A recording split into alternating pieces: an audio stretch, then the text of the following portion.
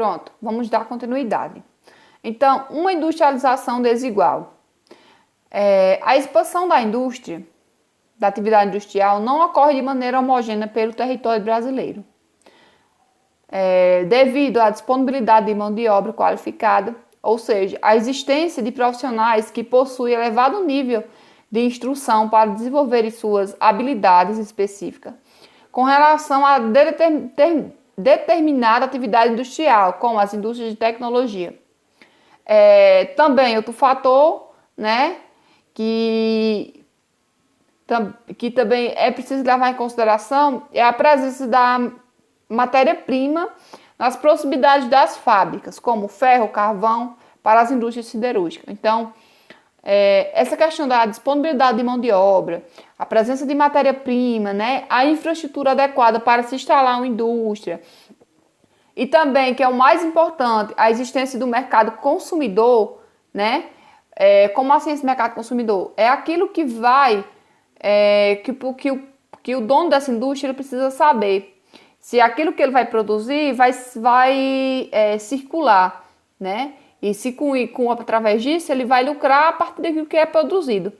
Então, por isso que algumas áreas do nosso país, né, essa desigual industrialização, porque algumas áreas elas detêm desses recursos que são extremamente importantes para se instalar uma indústria.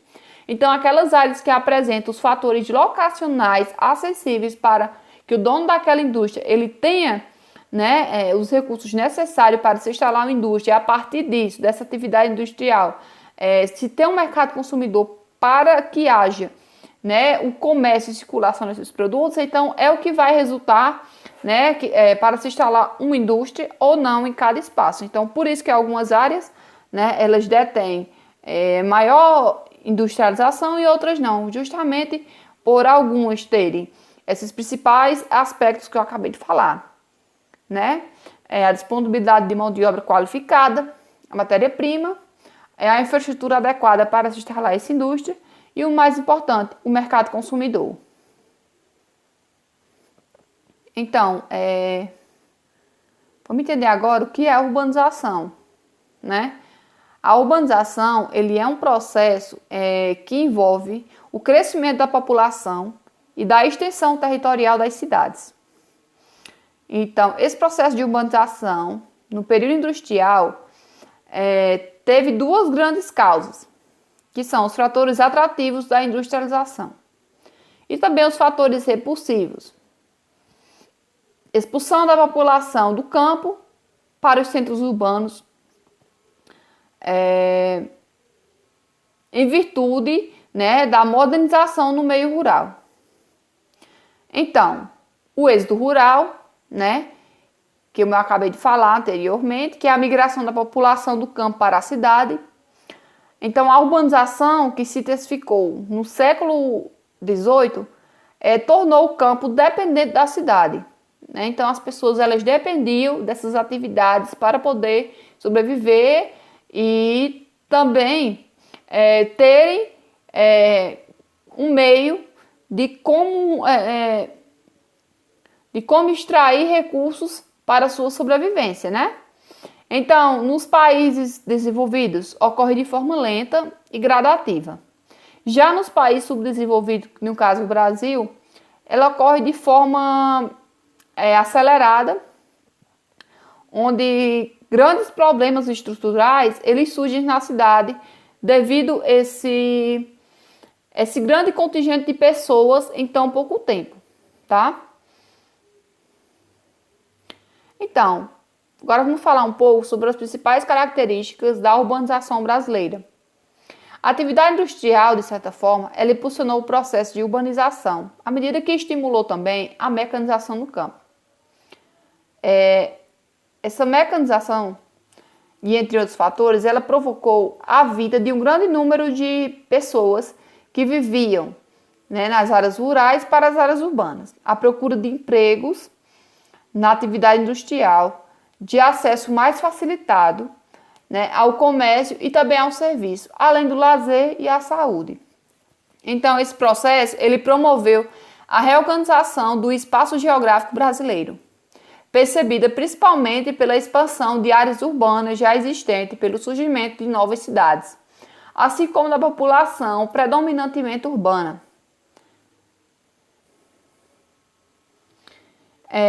Então essa urbanização, né, gente, ela veio em decorrência da industrialização, não podemos esquecer disso, e também ocasionada também pelo êxodo rural. E esse êxodo rural, ele iniciou-se justamente pela industrialização. Então as cidades elas foram crescendo, e agora vamos conhecer agora as regiões metropolitanas, entender o que são elas. O que são essas regiões metropolitanas?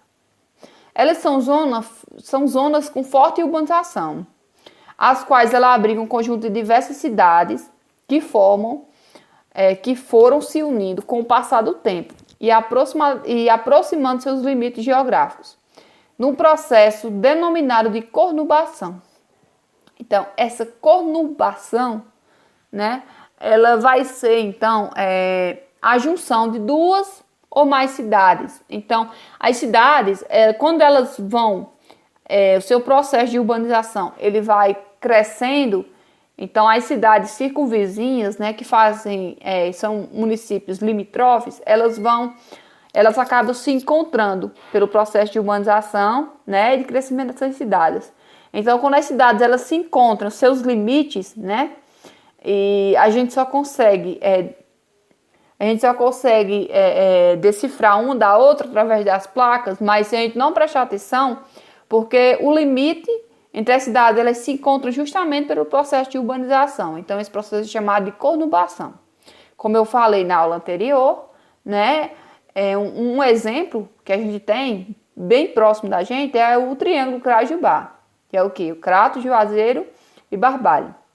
Então, a gente percebe que a urbanização dessas três cidades, elas praticamente estão unidas, né? Então, é um processo de urbanização. Essas cidades, elas foram crescendo e seu processo de urbanização também. Então, seus limites entre cada município, né, eles acabam se encontrando e formando esse único núcleo urbano, né, por meio dessas três cidades, o que é conhecido como processo de conurbação, certo? Então, o processo de urbanização ele acontece de forma homogênea pelo território brasileiro. Em algumas localidades onde esse processo foi mais intenso, houve um aumento significativo com relação aos números de habitantes, dando origem às metrópoles. Então, o que são metrópoles? São cidades densamente povoadas, interligadas em municípios próximos e que exercem influência econômica e política sobre os municípios vizinhos. Nelas, geralmente, estão instalados os diversos tipos de indústria, variados estabelecimentos comerciais, hospitais e grandes universidades. Em geral, nas metrópoles também estão localizados bancos, emissoras de TV, rádio e jornais. Então, conurbação, como eu falei anteriormente, é um fenômeno urbano que ocorre quando duas cidades limítrofes elas se expandem ao ponto de se encontrar compondo um único núcleo urbano, certo? E as metrópoles, elas são cidades densamente povoadas que exercem influência política e econômica sobre os municípios vizinhos, certo? Por exemplo, São Paulo. O crescimento das cidades e os problemas urbanos. A gente sabe que as cidades, né, com seu crescimento, existem também os problemas urbanos que são decorrentes desse acelerado crescimento das cidades. Então, vamos entender um pouco. Atualmente, as atividades econômicas das áreas urbanas não conseguem absorver um número de pessoas desempregadas que vivem nas cidades. Segundo o IBGE, de 2015, cerca de 10% da população economicamente ativa na área urbana quanto da área rural do país estavam desempregadas. Nessas condições, muitas pessoas tornam-se trabalhadores informais, como guardador de automóveis, vendedor ambulante. Então, isso significa o quê? Que esses trabalhadores, né, eles não têm carteira de trabalho e seus direitos trabalhistas, e também como, por exemplo, o 13º salário, justamente por serem trabalhadores informais, diferentemente do trabalho formal, como professor, né, médico, dentre outras profissões. Então, essas pessoas, elas acabam se submetendo, né, a esses trabalhos informais, trabalhar de forma autônoma, né, por não ter outra alternativa. Então, é um dos problemas decorrentes da cidade, que é a questão do desemprego, que leva as pessoas a trabalharem de maneira informal. Então, a má distribuição de renda do país, que gera o alto índice de pobreza, associado ao lento e burocrático sistema jurídico e de segurança pública, vem aumentando a criminalidade no espaço urbano. Um aumento no número de veículos em circulação nas grandes cidades causa congestionamento em vias de trânsito. A precariedade na distribuição da água potável e no tratamento de esgoto, ou seja, a falta de saneamento básico, ele implica diretamente na saúde da população em muitos centros urbanos do país.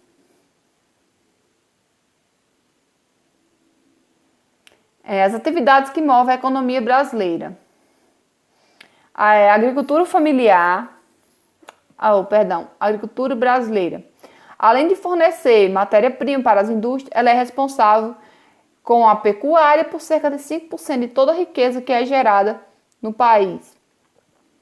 A pecuária brasileira, que é a criação de animais, é uma atividade desenvolvida praticamente em todo o Brasil. As indústrias brasileiras, então a produção das indústrias brasileiras corresponde a cerca de 18% de toda a riqueza gerada no país. E a atividade extrativa no Brasil, né, que é a denominação dada à atividade econômica baseada na exploração de recursos minerais, vegetais e animais diretamente da natureza. Então, o extrativismo, né, e a indústria, a pecuária e a agricultura são as principais atividades econômicas do nosso país. Outra questão também são as vias de transporte e os caminhos da economia do Brasil, né? Então, esses transportes eles implicam diretamente na economia, por exemplo, as rodovias, que são responsáveis pela maior parte da circulação de cargas e pessoas no país, né? As ferrovias e hidrovias, que apresentam características bem diferentes, né, do que é encontrado no sistema rodoviário. A rede ferroviária brasileira desempenhou um importante papel em nosso país, principalmente durante a fase áurea. Já a utilização da hidrovia no Brasil ela é bastante limitada, mesmo apresentando, né, um potencial hídrico com uma rede fluvial de aproximadamente 45 mil km² do nosso país, ela é pouco utilizada. Outro ponto também é a questão dos meios de comunicação de massa no Brasil, né? Os meios de comunicação de massa mais comuns são televisão, rádio, revista, livros, entre outros. Então, o primeiro meio de comunicação de massa a ser utilizado no Brasil foi o jornal. No começo do século XIX, inicialmente só existia jornais impressos e o alcance desse meio de comunicação também era limitado, o que se restringia apenas às cidades mais importantes. Progressivamente, no entanto, os jornais ampliaram o seu alcance e a imprensa seria revolucionária para a rádio e para a televisão. Então, hoje, né, atualmente, há um fácil acesso na aquisição de eletrocomunicações que tem facilitado, né, a questão da comunicação entre as pessoas e também intensificado um mercado, né, que é o mercado digital, por exemplo, as compras pela internet e tudo mais, que hoje em dia, né, é algo que é bastante utilizado, por exemplo, a questão da mídia, do marketing. Então, esses meios de comunicação, eles foram se intensificando e também eles proporcionaram um maior atrativo para a economia brasileira. O poder da geografia é dado pela sua capacidade de entender a realidade em que vivemos. Essa é uma frase do geógrafo Milton Santos. Muito obrigada a todos. Espero que vocês tenham gostado mais uma vez desse conteúdo, que a gente apenas revisou o que a gente já havia estudado. Então, gente, é isso. Tá certo?